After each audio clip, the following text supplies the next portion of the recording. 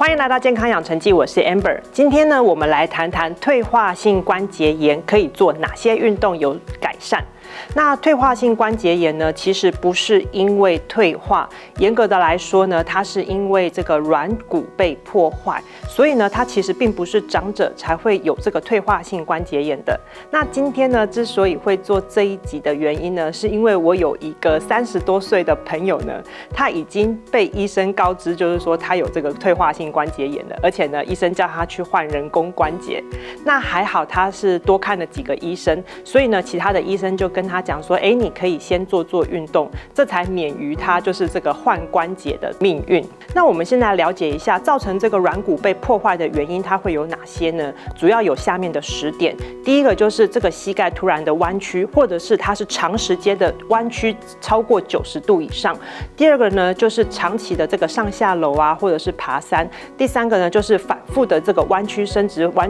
或者是跪跟蹲。那第四个呢，就是跟肥胖是蛮有关系的。第5个就是关节损伤的病史。第6个呢，就是家里面会有关节炎的家族史。第7个可能是你的肌力不足。第8个就是你负重或者是久站。第9个就是你的膝盖经常不活动，所以关节缺乏这个润滑，就比较容易会卡卡的不舒服。那第10个的话呢，就是没有锻炼膝盖旁边的肌肉，如果一下子做比较大的动作的时候呢，膝盖就非常容易受伤。因为呢，膝关节周遭的这些肌肉呢，它能够在活动的时候维持膝盖的一个平衡，而且呢，它可以分散膝盖关节的这个压力。所以如果说这个肌肉量不足的话呢，即使是非常轻微的运动，也都有可能会导致膝盖关节的一个压力过高啊，甚至是造成一些额外的磨损，或者是说呢，肌肉本身它在过度负重太重的时候，它容易引起发炎或者是受伤，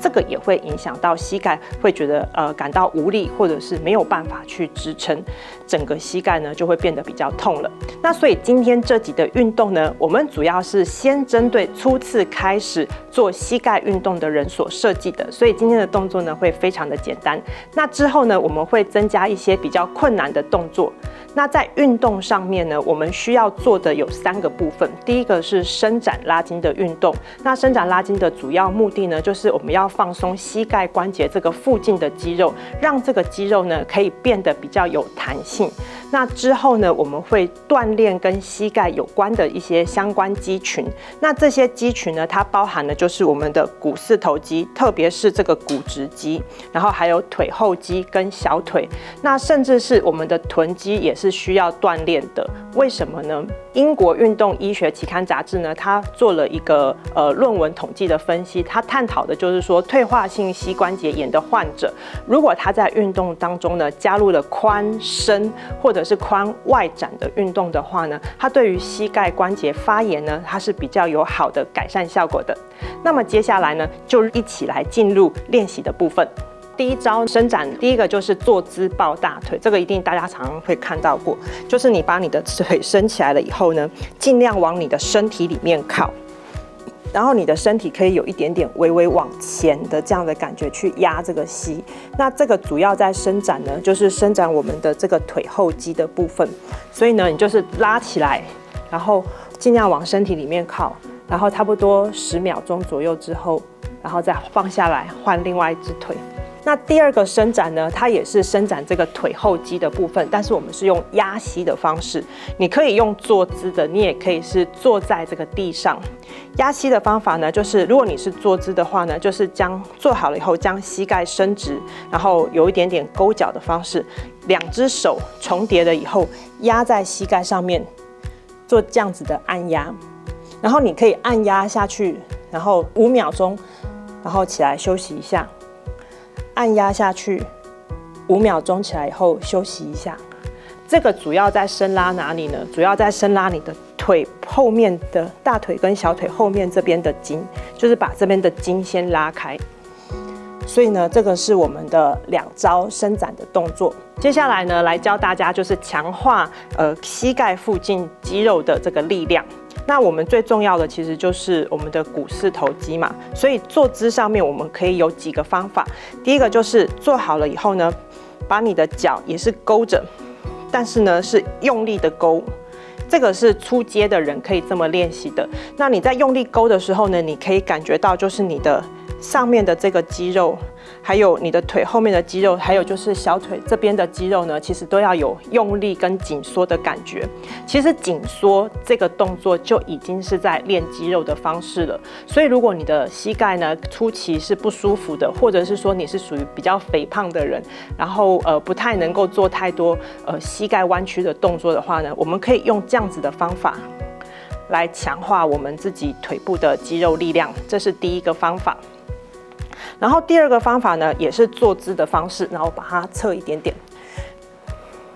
我们要训练的是股直肌，因为股四头肌其实它是有4条肌肉所组成的，但是呢，依照研究所显示呢，股直肌的训练它对于膝盖是最有帮助的。那股直肌的训练要怎么训练呢？我们做好了以后呢，你把身体的重心微微往前倾，把它分散在臀部跟大腿的中间。因为我们等一下要做的动作呢，就是在大腿不动的情况之下，我们要把小腿抬起，所以你的重心必须要微微往前倾一点点了以后，你才有可能在抬起的过程当中是真的用到这一条肌肉。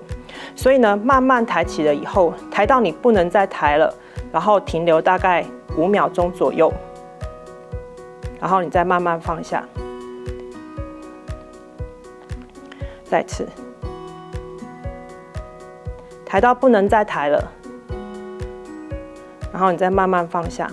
如果5秒钟对你来讲是轻松的话呢，那你就可以进阶到8秒钟或者是10秒钟。但是酸的地方呢，是这一条肌肉，你会觉得这条肌肉是在用力的，所以这个前倾的角度呢，是要有一个角度，你才有可能是真正用到这边的肌肉。如果你一旦是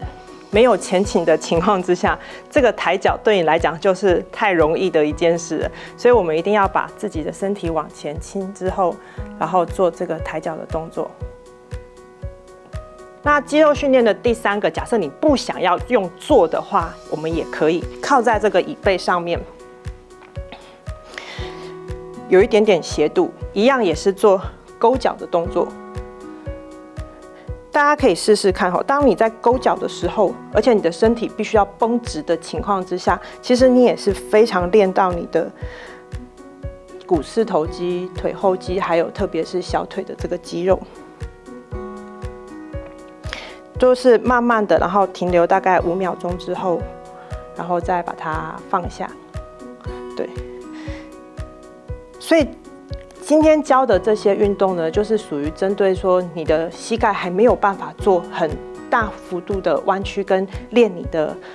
肌肉的时候呢，我们可以用这样子的方式先来做肌肉的练习。那肌肉练习的第4招呢，当然不免我们在练习这个大腿肌肉的时候呢，一定要做的就是深蹲这件事情。深蹲其实是非常非常好用的一个招数了。那做法就是你的屁股不要太坐靠在这个椅子的里面，就是坐在椅子的大概1/3的这个边缘，然后呢，把双脚站稳，大概双脚跟肩同宽，把双脚站稳之后呢，也是身体微微往前倾，然后起来的时候呢，你可以感觉到是除了你臀部要用力以外呢，就是你的大腿的肌肉是需要用力的。但是如果说你没有办法一下起来太高的话，你只要起来一点点，其实这个都可以练得到。所以呢，就是准备好了以后起来，差不多到这个高度，其实你就可以坐下了。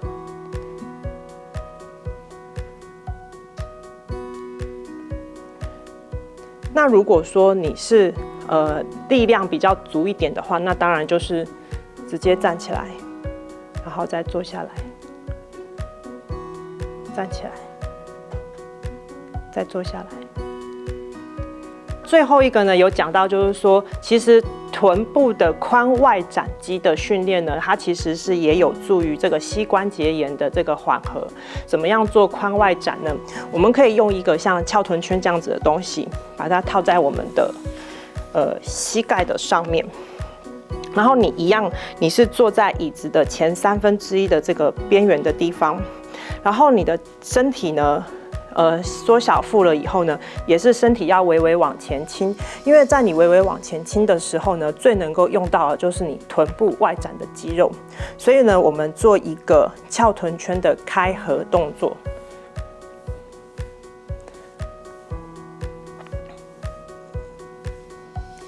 这个动作大概做几次以后呢，大家就会觉得说你的这个地方啊是非常的酸的。那其实这个就是练到你的这个臀外展的这个肌肉了。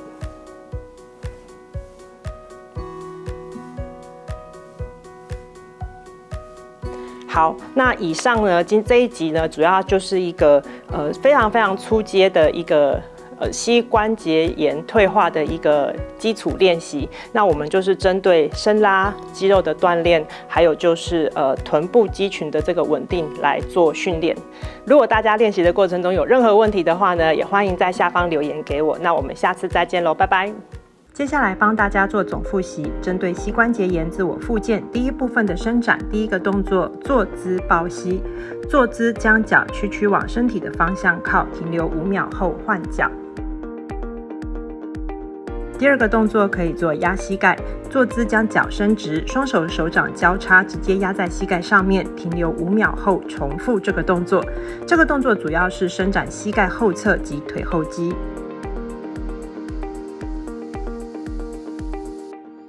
第二部分的肌肉锻炼，第一个动作可以做坐姿勾脚，坐姿将脚伸直，做脚背勾起的动作，停留5秒后放下。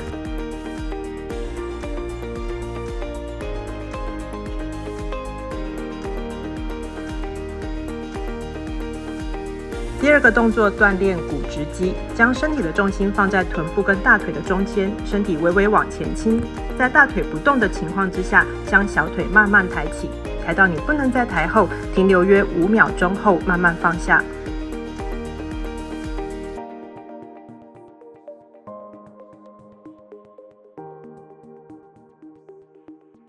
第三个动作站姿勾脚，身体打直，臀部靠在椅背上，做勾脚背的动作，停留5秒后放下。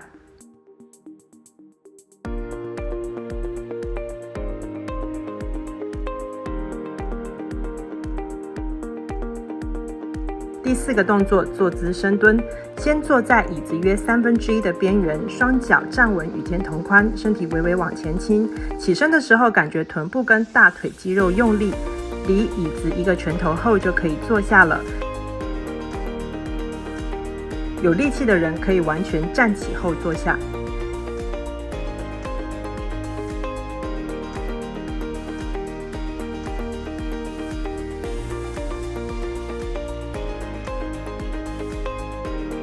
第三部分强化臀肌，我介绍的是翘臀圈坐姿开合，坐在椅子约1/3的位置上，将翘臀圈套在大腿上，缩小腹，身体微微往前倾，做大腿开合的动作。